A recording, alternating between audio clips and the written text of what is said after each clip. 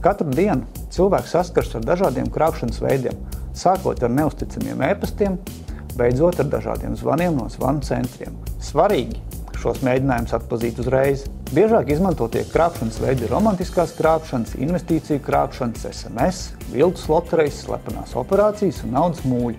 Ļaujiet man izstāstīt, kā šīs krāpšanas atpazīt. Viltus lotereja. Kurš gan negribētu uzzināt, kad ir laimējis miljonu? Taču realitātē, lai iekrist krāpnieku nagos, pietiek ar mazumiņu, piemēram, kafijas aparātu, putekļu sūcēju vai rokas somiņu. Lai apstiprinātu savu uzvaru loterijā, ir jāievada kartes dati, lai samaksātu dalības maksu, un kas gan ir daži eiro pret lielāku ieguvumu.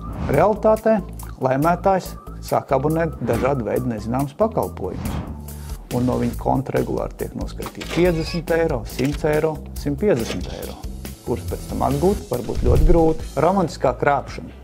Iemīlēties ir iespējams ne tikai no pirmā acu skatiena, bet arī no pirmā teikuma, pirmās saraksts un pirmās bildes sociālajos tīklos. Krāpnieki parasti izveido viltus profilus sociālos tīklos un uzdodas par ārstiem, juristiem vai karavīriem, kur karo karstajās zonās. Pēc pietiekami ilgas komunikācijas, kad ir jau iegūta uzticība, krāpnieki vēršas pie otras puses, lai iegūtu finanšu līdzekļus dažādām vajadzībām, operācijai, ceļojumam, lai atbrauktu ciemos vai atsūtītu paku. Es ticu, ka šādi var notikt arī reālajā dzīvē, taču savā ikdienā es redzu apkrāptus cilvēkus, pazaudēt naudu un salauztas sirdis. Investīciju krāpšanas. Cilvēki meklējot vieglas peļņas iespējas un uzticoties apšaubāmām reklāmām, bieži vien paši nodod savus naudas līdzekļus un piekļuvi saviem datiem krāpniekiem. Iedomājieties, ar jums sazinās investīciju brokers un piedāvā labi nopelnīt. Ieguldot vien niecīgas summas, tas šķiet vilinoši, vai ne?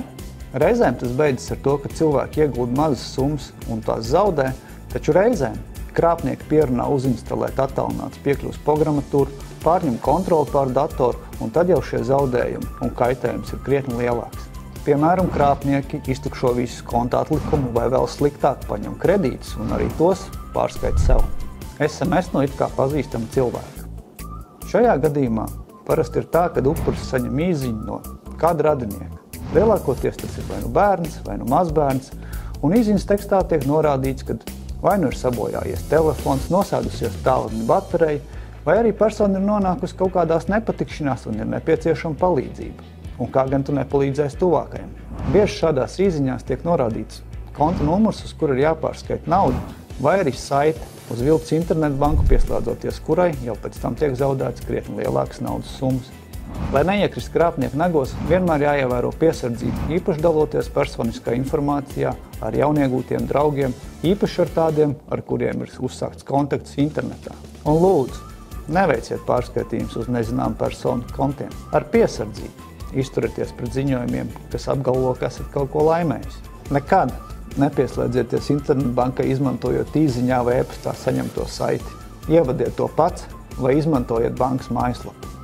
Ja nauda ir pārskaitīta un ir aizdomas, kad ir notikusi krāpniecība, nekavējoties sazinies ar banku un policiju.